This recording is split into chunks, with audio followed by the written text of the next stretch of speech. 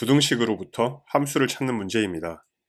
주어진 부등식에서는 두 변수가 등장하는데 한 변수 x에 대해 fx의 범위를 구한 다음 원치 않는 부분을 배제할 겁니다.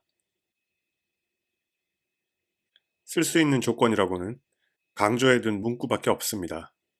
각각의 양의 실수 x는 유일한 짝인 y가 있어서 그 y에 대해서만 조건식을 만족한다는 건데 y의 입장에서도 x가 유일한 짝이 되는 것은 자명합니다. 정확히 하나에 대해서만 이 말을 다르게 서술하면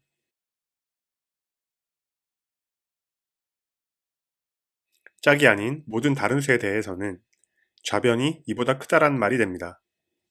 여기서 반드시 짚어야 할 부분은 그 유일한 짝이 자기 자신인가 아닌가 하는 부분이겠죠.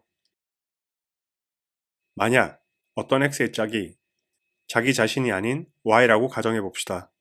이 경우 x, y는 모두 자기 자신의 짝이 아니니까 윗줄에 z의 역할을 하게 되겠죠.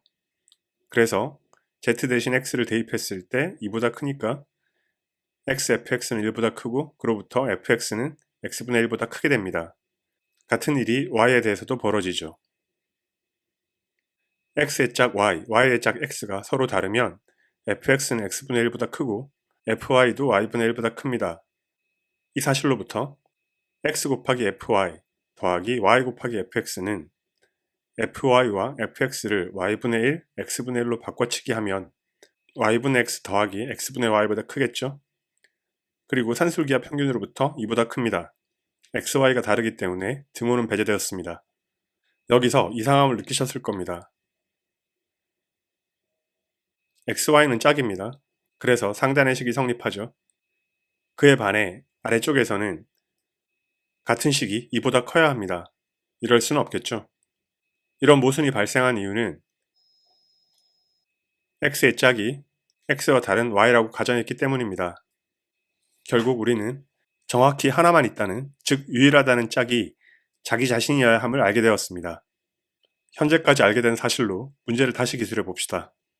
각각의 양수에 대해 짝이 자기 자신이므로 상단식에 대입하면 fx는 x분의 1보다 작거나 같습니다. 그리고 그 외 나머지 것들에 대해서는 이보다 커야 하겠죠. 이제 fx의 범위를 구했으니 부등호를 날려버립시다.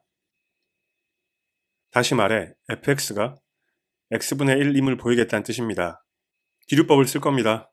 어떤 x에 대해서는 fx가 등호가 성립하지 않는 x분의 1보다 작다고 가정을 해봅시다.